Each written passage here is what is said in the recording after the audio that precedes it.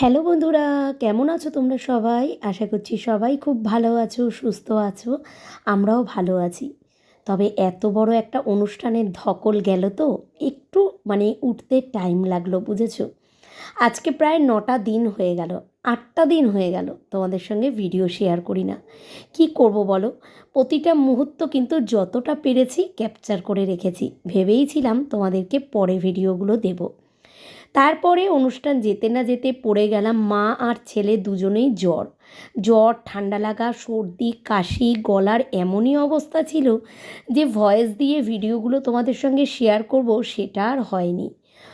আজকেও কিন্তু video edit করতে নিয়েছি, ভয়েস দিতে নিয়েছি, জানি না কতদূর ঠিকঠাক করতে পারবো। গলার অবস্থা কিন্তু ভালো না। জ্বরটা আগের থেকেই কমেছে। সবাই বলেছিল ছেলের অন্নপ্রাশন হলেই দেখবি শরীরটা খারাপ হবে। বাচ্চাদের নাকি মুখে প্রসাদের পরেই শরীর খারাপ হয়। এটা আমার মেয়ের বেলাতে আমি দেখিনি, জানো তো, কিন্তু সত্যি ছেলের বেলাতে একদম দেখলাম কথাটা সত্যি হয়ে গেল।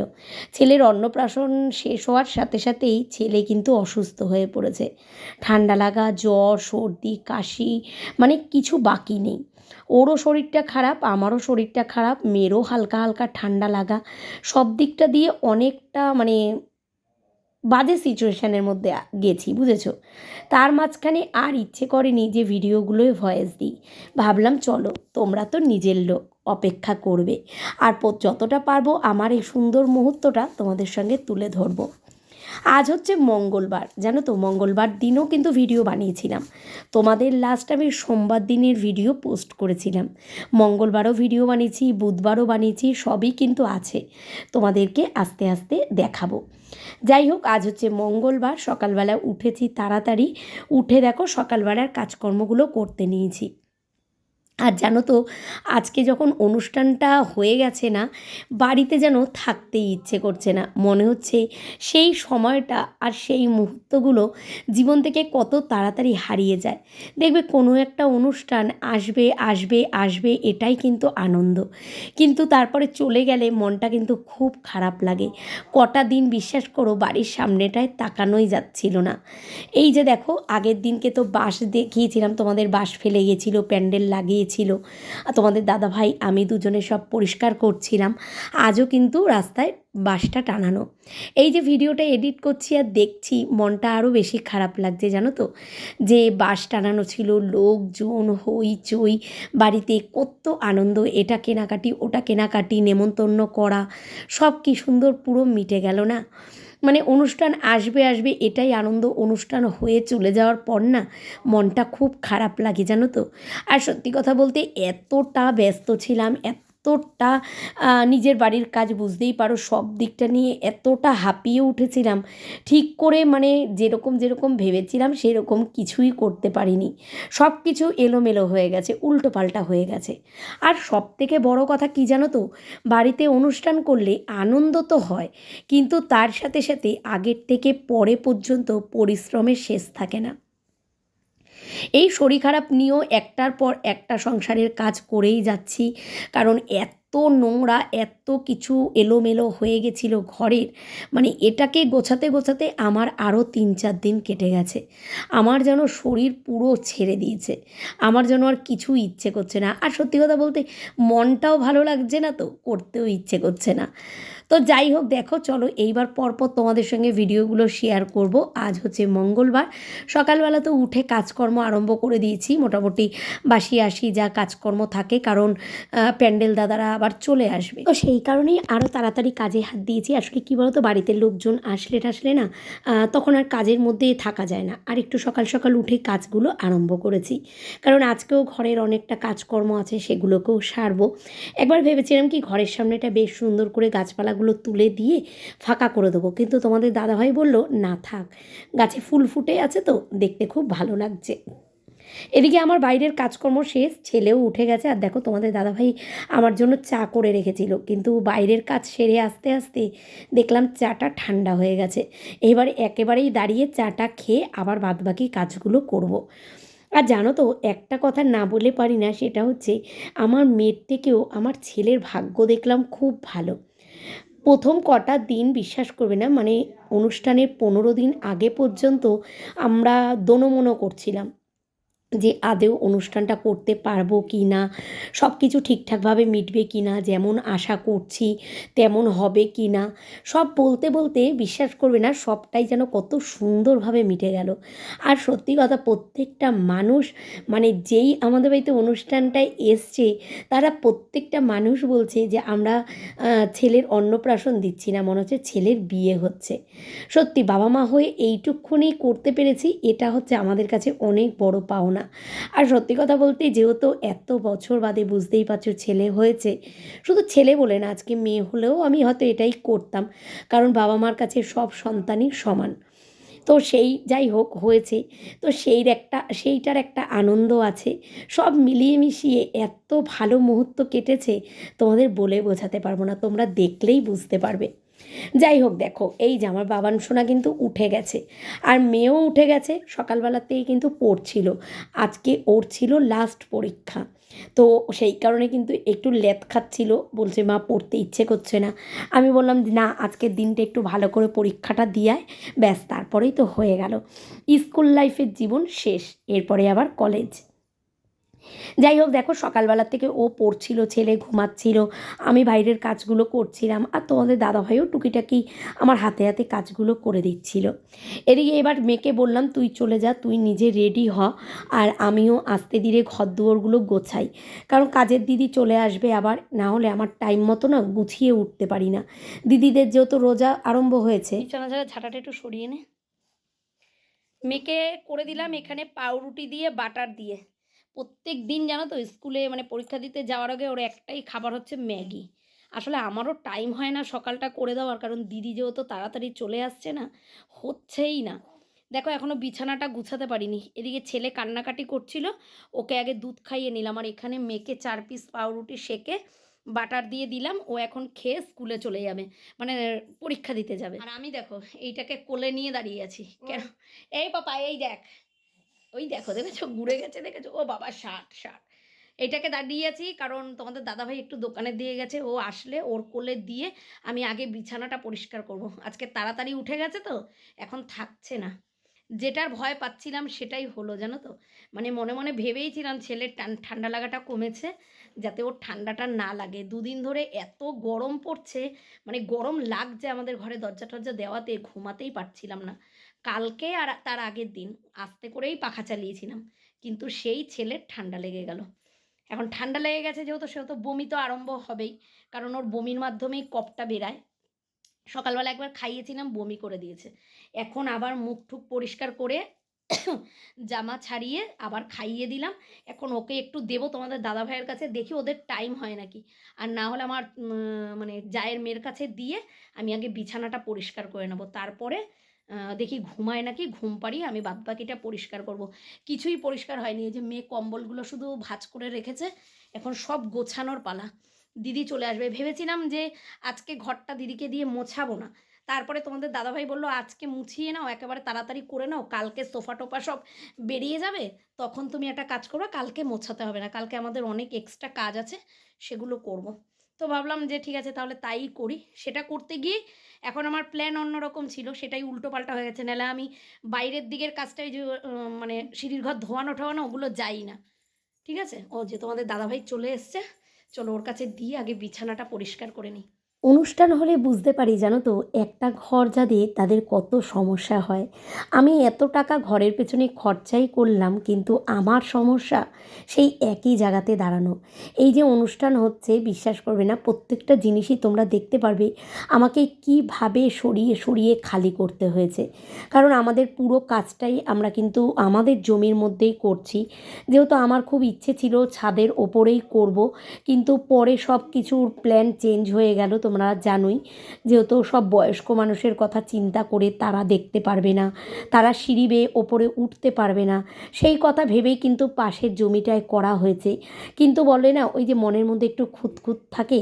তো আমার মেয়ের একদমই ইচ্ছে না যে ওর ভাইয়ের প্রথম মুখে অন্ন উঠুক বা গায়ে হলুদ পড়ুক, সেটা অন্য জায়গায় হোক, সেটা যেন বাড়ির মধ্যেই হয়, আমাদের সীমানার মধ্যেই হয়।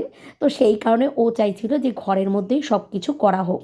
কিন্তু কিন্তু বুঝতেই পারছো এত লোক নিমন্ত্রিত, আমাদের প্রায় 250 মতো লোক হয়েছে।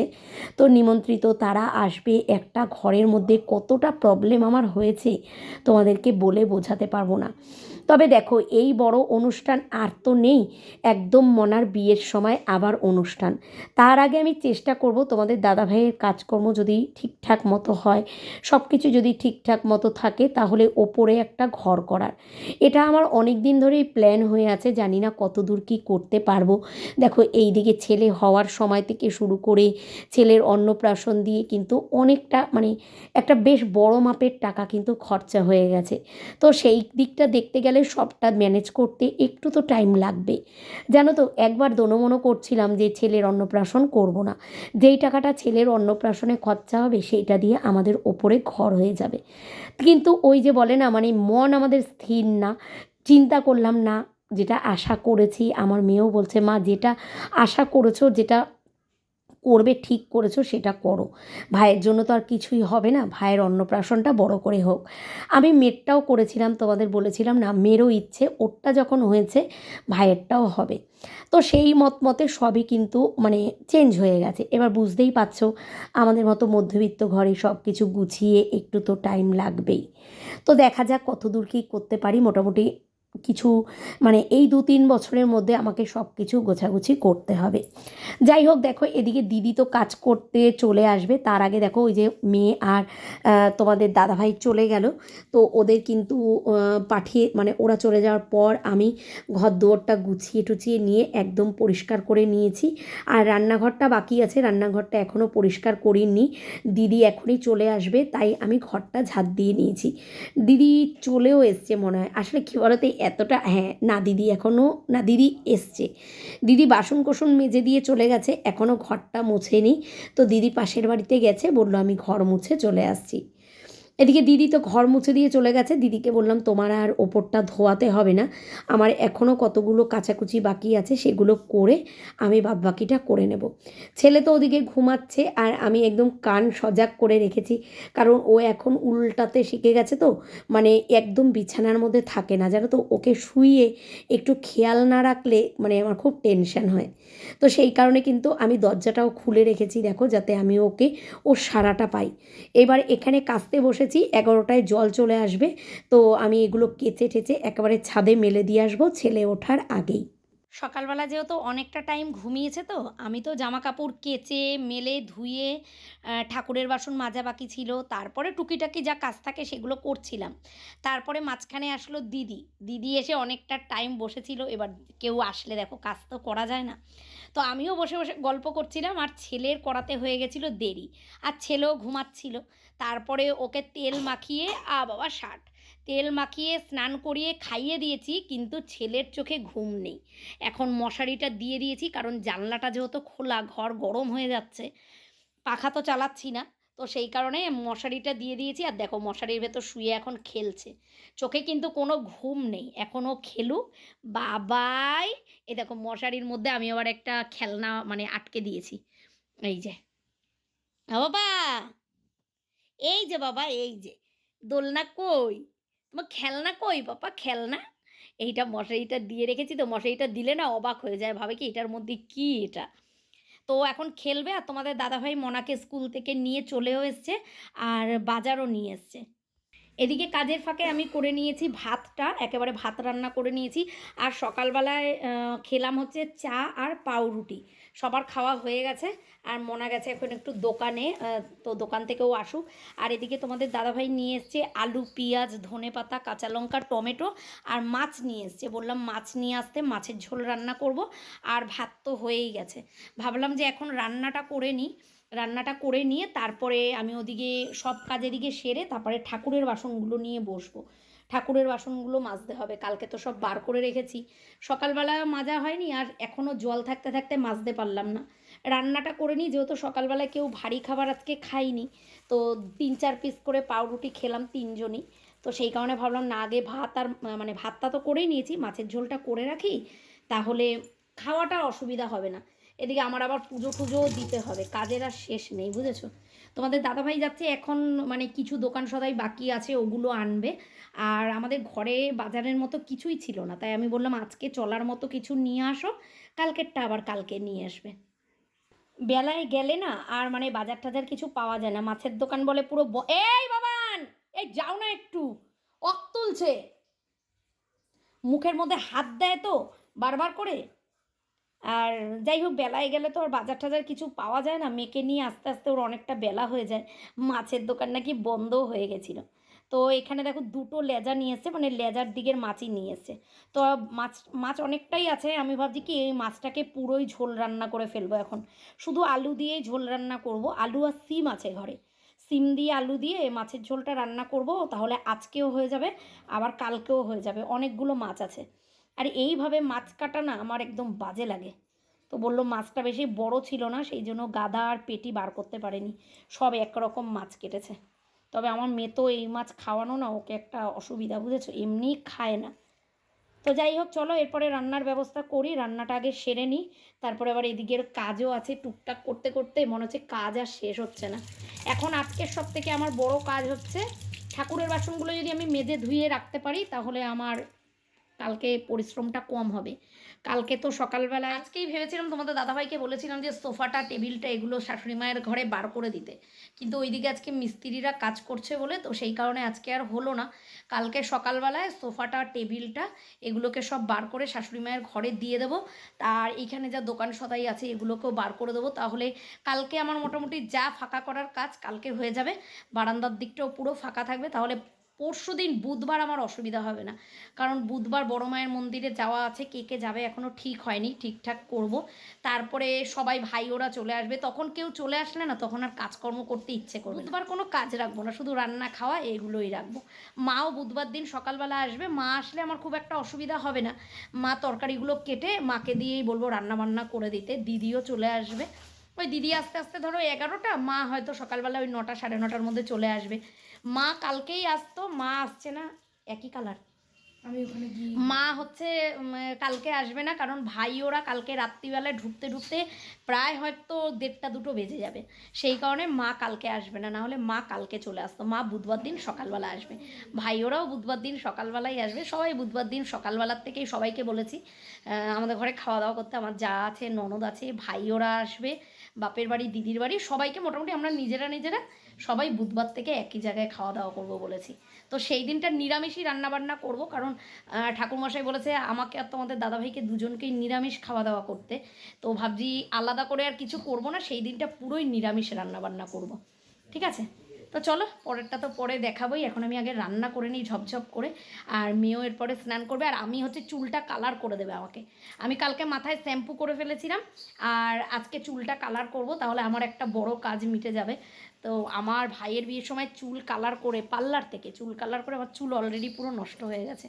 এখন চুল কালার না করলে হবে না, কারণ আমার সামনের দিয়ে না চুলগুলো একদম পেকে পেকে গেছে, চুল আমাকে কালার করতেই হবে। তোমাদের দাদাভাইও করবে, আমিও করব, আজকেই করে নেব, কালকের আশায় আর রাখবো না, কালকে আমার কাজ আছে অনেক। মনার পরীক্ষা শেষ হয়ে গেল, সব থেকে একটা নিশ্চিন্ত। ঠিক আছে বলছি, ঠিক আছে চলো আগে রান্না বসিয়ে নিই, পরে আবার কথা হচ্ছে। কাজ করলেও জানো তো এই সময়গুলো এত আনন্দ হচ্ছিল না, মনে হচ্ছিল কবে সবাই বাড়িতে আসবে, সবাই এক জায়গায় খাওয়া দাওয়া করব, কবে এই আনন্দের মুহূর্তটা আসবে। তো সেটা ভেবে ভেবেই মানে কীভাবে দিনগুলো কাটছিল। যাই হোক দেখো এখানে বড় করে একটা মাছের ঝোলের তরকারি করলাম, 2 দিনের আন্দাজ করে। তো কারণ আমাদের ঘরে না মাছটা খুব একটা তোমাদের দাদাভাইও পছন্দ করে না, মনাও করে না, শুধু আমি একটু মাছ ভালো খাই বলে আমাদের ঘরে মাছটা হয়। তো তোমাদের দাদাভাই সারাদিনে ধরো 1 পিস মাছ খায়, মনাও তাই, ওই মেরে গুঁতে 1 পিস মাছও মনা ঠিকঠাক খেতে পারে না। এই খাওয়া দাওয়া করে লাস্টে না আর শরীর দিচ্ছিল না, ঘর দোর পরিষ্কার করে সব কাজ সেরে আর ইচ্ছে করছিল না যে ঠাকুরের বাসন মাজি। ঠাকুরের বাসন মাজা হয়নি, রেখে দিয়েছি। তারপরে কিভাবে যে দেখতে দেখতে সন্ধে হয়ে গেল, সন্ধেবেলা তোমাদের দাদাভাই করলো চা, চা খেলাম। তারপরে আমার শাশুড়ি মা দেখো এসে ছেলেকে নিয়ে বসে আছে, উনি প্রত্যেকদিন সন্ধেবেলায় থেকেই আমাদের ঘরে এসে ছেলেকে নিয়ে বসে থাকে। আর ওই টাইমটা ধরো আমি একটু ভিডিওতে কথা বলার হলে কথা বলি, বা অন্য সব টুকিটাকি কাজ থাকলে করি, সেগুলোই করতে থাকি।